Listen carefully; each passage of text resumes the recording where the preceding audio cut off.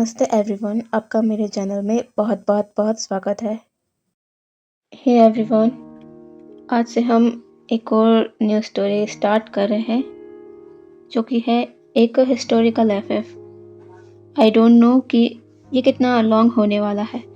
ये एक BL love story है, ओमेगा बर्स्ट नहीं है, ठीक है। और प्लीज़ आप लोग छोटे पार्ट की शिकायत मत करिएगा, क्योंकि मैं इतना बड़ा पार्ट ही शेयर कर पाऊँगी। उसकी वजह भी आपको समझ आ जाएगी आगे, ठीक है। तो स्टोरी को सुनकर बताइएगा कि आपको ये FF love knows no boundaries कैसा लगा, उसका पहला पार्ट कैसा लगा, ठीक है। तो शुरू करते हैं। स्टोरी की स्टार्टिंग में हम एक बहुत बड़े महल को देखते हैं जो पहाड़ी के ऊपर बना हुआ है और प्योर वाइट कलर का वो महल है। यहाँ का वातावरण बहुत ही ठंडा है। उस महल को मीलों दूर से कोई देखे तो उसे ऐसा लगे जैसे कि वो महल बादलों को छू रहा हो। ये महल कोई और नहीं, कुसु का लान महल है। ये महल कुसु से थोड़ी दूर और अलग पहाड़ियों पर बना हुआ है, जिसे क्लाउड रिसोर्सेस कहा जाता है। कुसु का लान सेक्ट कल्टीवेशन वर्ल्ड का सबसे बड़ा सेक्ट है और बाकी सभी सेक्ट उसके आगे झुकते हैं, क्योंकि क्लाउड रिसोर्सेस कल्टीवेशन वर्ल्ड पर सारे सेक्ट पर रूल करता है। ये तो हो गई सेक्ट से जुड़ी बातें। अब हम चलते हैं क्लाउड रिसोर्सेस में। मेन महल से थोड़ी दूर पर एक छोटा महल है जो अलग से बनाया गया है, जिसमें बड़े शब्दों में ऊपर लिखा हुआ है जिंगशी। जिंगशी के एक बड़े से कमरे के अंदर कोई इंसान खिड़की के पास खड़ा होकर खिड़की से बाहर एक और देख रहा है। उसकी नज़रों को फॉलो करें तो पता चलता है कि वो एक बहुत बड़े मैदान को देख रहा है, जहाँ पर बहुत से सैनिक लाइन से खड़े हुए हैं और उन सभी सैनिकों के सामने एक इंसान खड़ा हुआ है जो बहुत ही लंबे कद का है, दिखने में बहुत ही स्ट्रांग नज़र आ रहा है, क्योंकि उस इंसान ने अपनी अपर बॉडी में बस एक थिन लेयर को पहना हुआ है जो पसीने की वजह से पूरी तरह से उसकी बॉडी से चिपक गई है। चट्टान की तरह मजबूत और कसा हुआ उसका शरीर, उसके शोल्डर, उसका टफ चेस्ट जिसमें सारे एब्स नज़र आ रहे हैं। जिस तरह अपने हाथ में तलवार लिए वो शख्स ट्रेनिंग ग्राउंड में खड़ा हुआ है, देखकर ऐसा लग रहा है कि वो इन सभी सैनिकों को युद्ध का अभ्यास करा रहा हो। और ऐसा है भी, क्योंकि वो सामने खड़ा शख्स इन सभी सैनिकों को युद्ध का अभ्यास ही करा रहा है।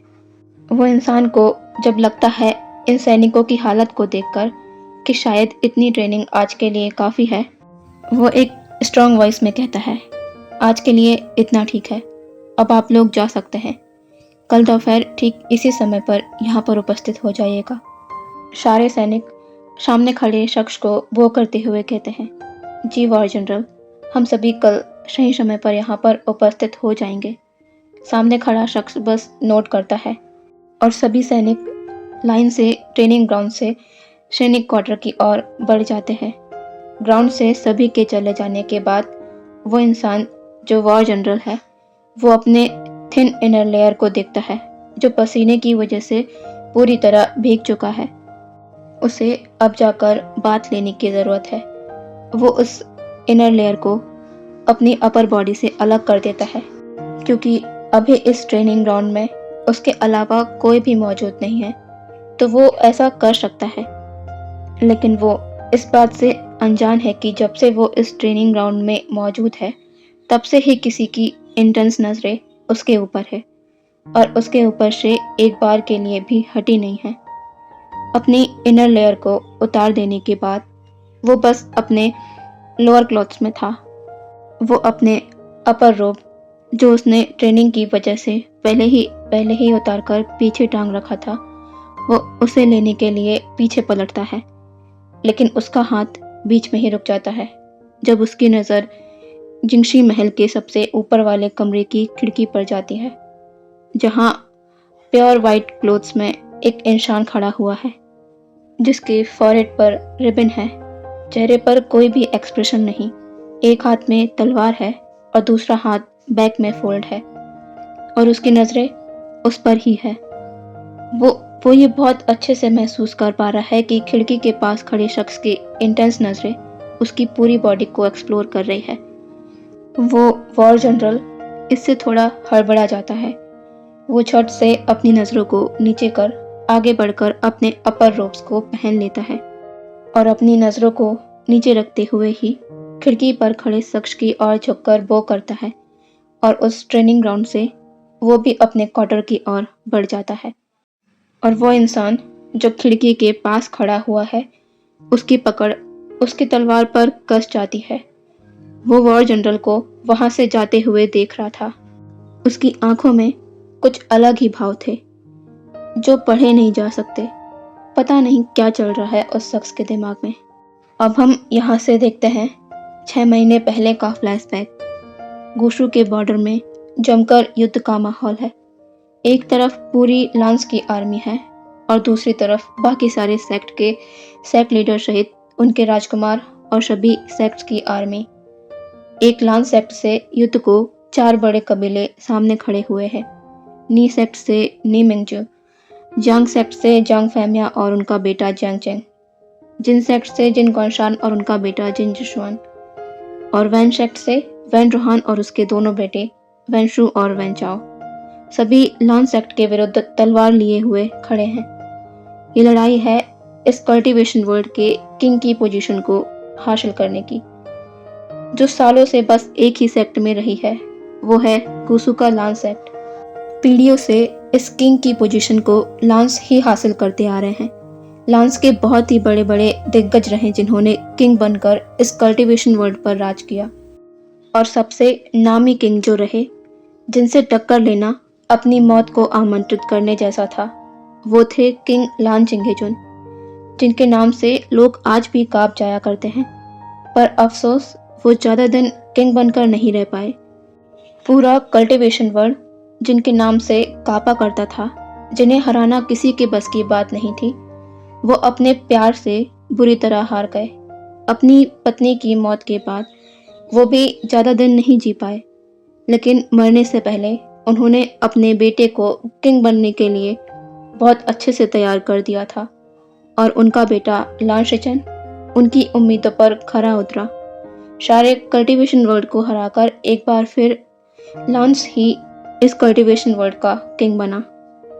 लान शिचन आज का किंग है और सभी लोग आज यहाँ पर अपने आप को किंग की पोजीशन के लिए हकदार साबित करने को किंग लान शिचन से युद्ध के लिए खड़े हैं। लेकिन यहाँ पर सभी लांस की आंखों में एक गुस्सा अलग ही नजर आ रहा है और उसकी वजह है इन सभी लोगों की चालाकी। ये सभी लोग बिना किसी वार्निंग के आधी रात को इस तरह उनकी बॉर्डर पर हमला करने के लिए आ गए हैं, जबकि ये युद्ध के नियम के खिलाफ है, जिससे साफ साबित होता है कि ये लोग धोखे से किंग की पोजीशन को हासिल करने यहाँ पर आए हैं, क्योंकि इतनी रात को लांस युद्ध की तैयारी अच्छे से नहीं कर पाते और किंग लान शिचन को हराना इन सभी के लिए आसान हो जाता। यही सोचकर सभी लोगों ने अपनी चालाकी से बिना बताए लांस की बॉर्डर पर हमला कर दिया।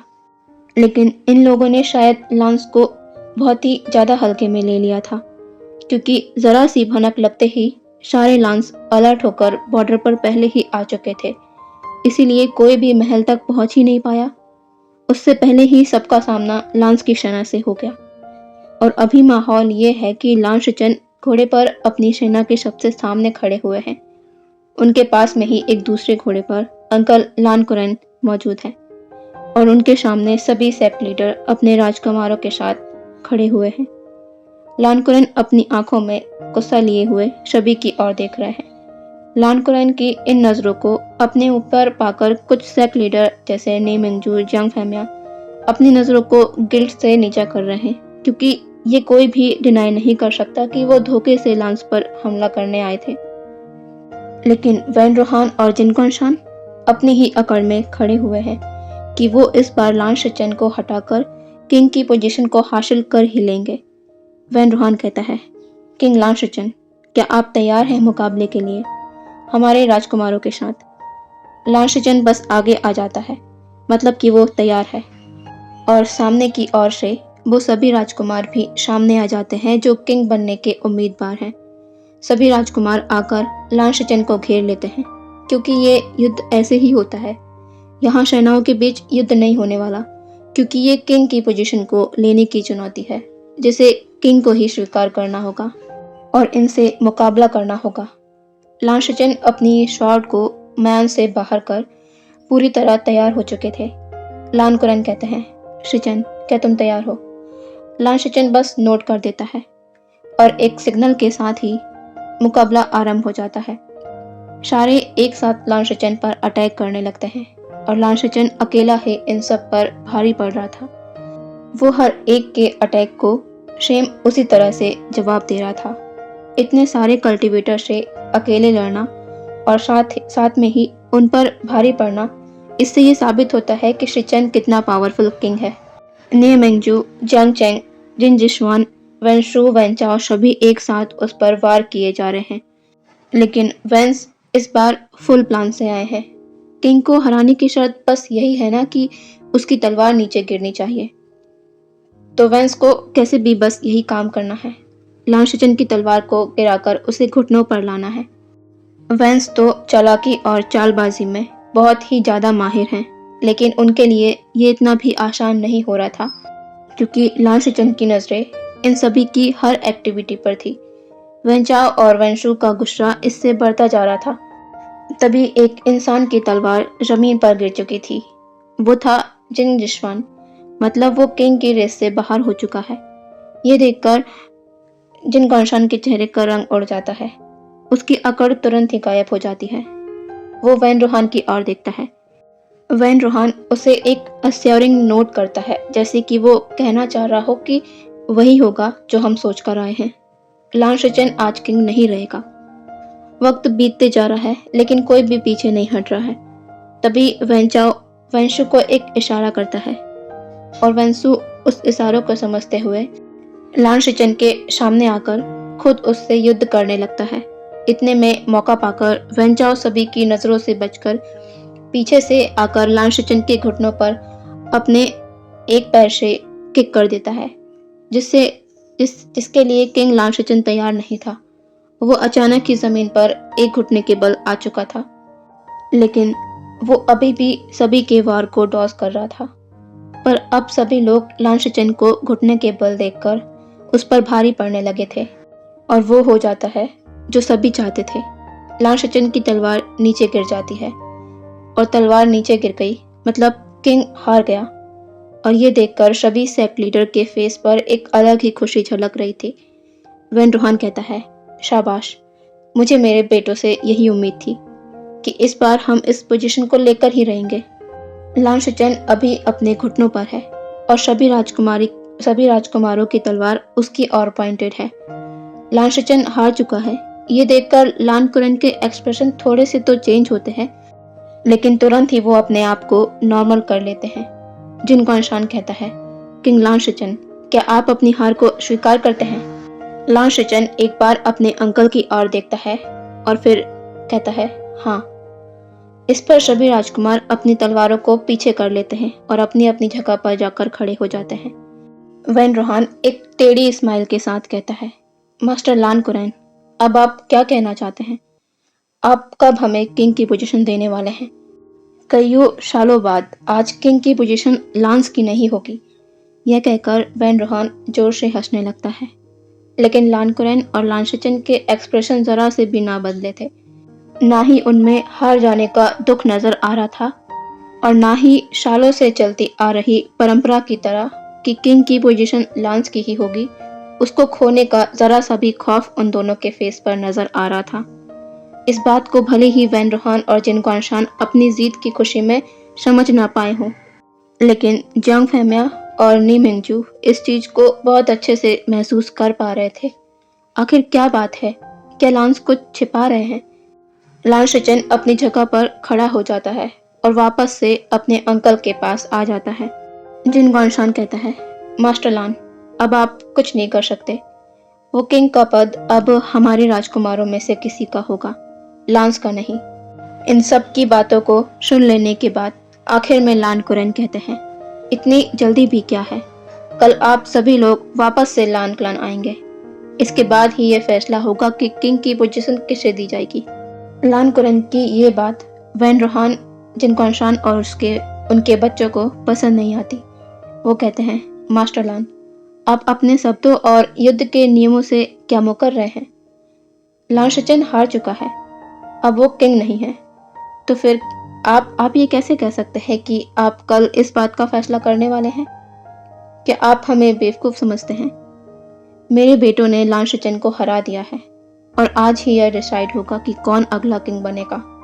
लान कुरैन इस पर एक स्मिक के साथ कहते हैं, मुझे अच्छे से पता है कि आपके बेटों ने किस चालाकी से शिचेन को हराया है। खैर, मैं इस बात को बीच में लाना नहीं चाहता, क्योंकि मैं आप लोगों से ईमानदारी की उम्मीद कैसे कर सकता था। ये बात वैन रोहान को समझ आ जाती है कि लान कुरैन उसे ही ताना दे रहे हैं। वो गुस्से से अपनी मुट्ठी को कस लेता है और कहता है, मास्टर लान, आप अपने ही नियमों से मुकर रहे हैं। अगर आप सीधे सीधे किंग का पद हमें नहीं दे रहे हैं तो हमारे पास और भी विकल्प है। हम इसी वक्त लान क्लान में आक्रमण करके उस तख्त को हासिल कर सकते हैं और आप लोग कुछ नहीं कर पाएंगे, क्योंकि किंग हार चुका है। वो तो हमें नहीं रोक सकता और ना ही हमसे युद्ध कर सकता है। तो आपको क्या लगता है कि आप अकेले और आपकी ये सेना हमारे जैसे ताकतवर कल्टीवेटर के सामने कब तक टिक पाएगी? लान कुरैन एक मॉकिंग स्माइल के साथ कहते हैं, क्या आप सचमुच यही करना चाह रहे हैं सेक्ट लीडर वैन? क्योंकि इसके बाद जो होगा उसका दोष आप मुझे मत दीजिएगा। इसलिए मैं अभी आपसे कह रहा हूँ कि आप लोग कल लान क्लान आइए और तब डिसाइड होगा कि किंग कौन बनेगा। आप लोगों में से कोई एक या फिर से कोई लान।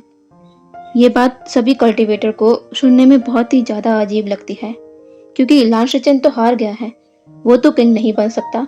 तो फिर लान कुरैन एक लान के किंग बनने की बात कैसे कर सकते हैं? वैन रोहान कहता है, मास्टर लान, आप बहाने ढूंढ रहे हैं, लेकिन आज आपका कोई भी बहाना काम नहीं करेगा। जबरदस्ती ही सही, किंग का फैसला तो आज ही होगा, चाहे युद्ध ही क्यों ना हो जाए। यह कहकर वैन रोहान अपने सैनिकों को देखता है और कहता है, आक्रमण करो और लान महल तक पहुंच जाओ। लान कुरैन एक शाय करके कहते हैं, मैंने पहले ही चेतावनी दे दी थी आप लोगों को, लेकिन अब आप लोग मेरी बात नहीं मान रहे, तो इसमें मैं कुछ नहीं कर सकता। जांग फैमिया कहते हैं, सेक्ट लीडर वैन, हमें मास्टर लान की बात को एक बार समझना चाहिए। लेकिन वैन रोहान, लान कुरैन और जांग फैमिया दोनों की बातों को नजरअंदाज कर आक्रमण के लिए आगे बढ़ने लगता है।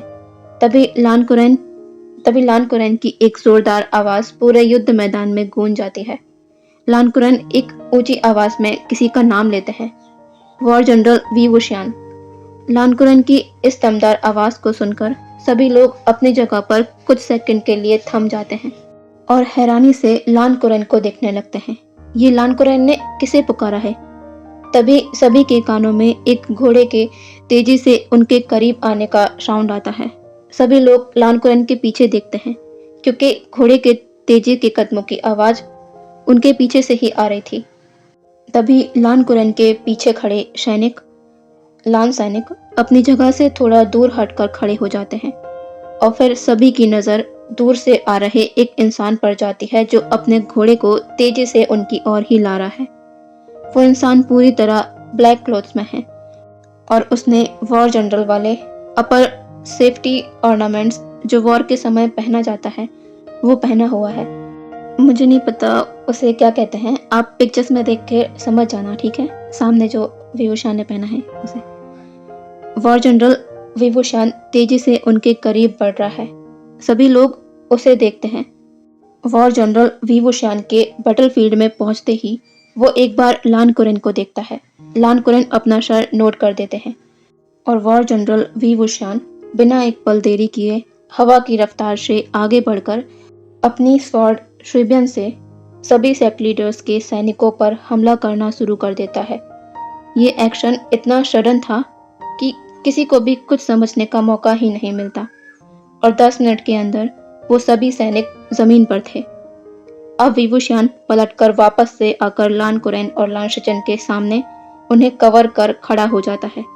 वॉर जनरल विभूषण अभी तक लान महल में ही था, क्योंकि वो लान कुरैन के आदेश का इंतज़ार कर रहा था, क्योंकि लान कुरैन ने कहा था कि वो महल की रखवाली करे और जब उसकी ज़रूरत होगी तब लान कुरैन उसे आवाज़ लगा देंगे। और लान कुरैन का आदेश मिलते ही वी वुशियान तुरंत यहाँ पर आ गया। वी वुशियान अपने सामने खड़े शेक लीडर के राजकुमारों की ओर अपनी कोड़ नज़रों से देखने लगता है, जैसे कि वो अब उन्हें उसका सामना करने को कह रहा है। सभी शेक लीडर अपने अपने आसपास के इस नज़ारे को देखकर दंग रह जाते हैं। उनके ट्रेंड किए हुए सैनिक मिनटों में एक अकेले इंसान से ढेर होकर यूं जमीन पर पड़े हुए हैं। सभी अपनी शॉकिंग नज़रों से इस नए शख्स को देख रहे थे, जो उनके लिए अनजान है। शायद लगभग लांशचन की उम्र का ही है ये इंसान। इतना फुर्तीला और ताकतवर। 10 मिनट नहीं लगे उसे इतने सारे सैनिकों को हराने में। कौन है ये? सभी के दिमाग में बस यही सवाल चल रहा था। वैन रूहान, जिन कौनशान और उसके बच्चे जितने डींगे हाँक रहे थे, वो बिल्कुल शांत खड़े हो जाते हैं। एक अकेले इंसान ने उनके सैनिकों की ये हालत कर दी। वैन रूहान जोर से किसी का नाम लेता है, वैन ज़ोलियो, और सेकंड्स में ही एक इंसान जो वैन रूहान का खास इंसान है, वो वी वुशियान के सामने आ चुका था और अपने दाएं हाथ को अटैकिंग पोजीशन में सामने कर वी वुशियान की ओर बढ़ने लगता है। वैन रूहान, जिन कौनशान, वैन चाओ और वैन शू के फेस पर यह देखकर स्माइल आ जाती है। लान कुरैन और लान शिचन बिल्कुल काम हैं, जैसे उन्हें किसी भी बात से कोई फर्क ही नहीं पड़ रहा हो। और ये बात जियांग फैमिया और नी मिंगजू, जो समझदार शेक लीडर हैं, उन्हें परेशान कर रही है। उन्हें ये तो समझ आ गया है कि वैन रूहान और जिन कौनशान की बातों में उन्होंने गलत कदम उठा लिया है और अपना बहुत नुकसान करा लिया है अपने सैनिकों की ये हालत कराकर। और यहाँ वी वुशियान वैन ज़ोलियो को इस तरह उसके करीब आते देख स्मित करता है, क्योंकि वो समझ गया है कि वैन ज़ोलियो किस इरादे से उसके करीब बढ़ रहा है और वो क्यों अपने दाएं हाथ को अटैकिंग पोजीशन में किया हुआ है, क्योंकि वो वी वुशियान की कोर को मेल्ट करना चाहता है। लेकिन क्या लगता है, क्या ऐसा हो सकता है? बिल्कुल नहीं।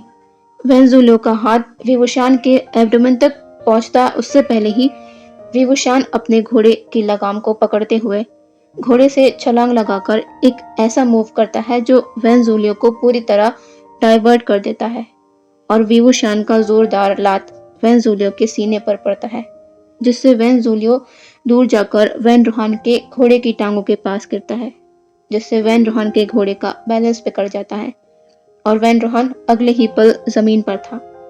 वैन ज़ोलियो को किक करने के बाद वी वुशियान दूसरी तरफ से वापस से घोड़े की लगाम को थामे हुए घोड़े पर उसी तरह आ जाता है और ये सीन वहां मौजूद बाकी सभी को भौचक्का कर जाता है।